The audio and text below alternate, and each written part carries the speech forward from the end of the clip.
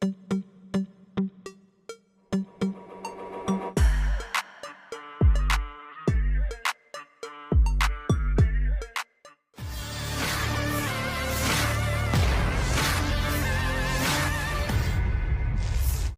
sosial diramaikan dengan rekaman aksi drone peledak Rusia saat menghantam tank Ukraina.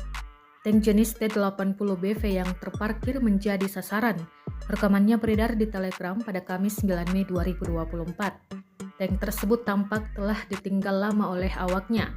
Bahkan tank tersebut dikabarkan mogok. Dalam keterangan unggahan disebutkan inilah momen serangan drone FPV terhadap tank T-80BV Ukraina. Operasi penyerangan ini dilakukan operator UAV dari Batalion Pengintai Terpisah ke-80 Sparta dekat desa Yasnobrodovka di arah Avdiivka. Tampak jelas ledakan dahsyat pada tank Ukraina. Rekamannya pun kini telah menuai berbagai komentar dari warganet.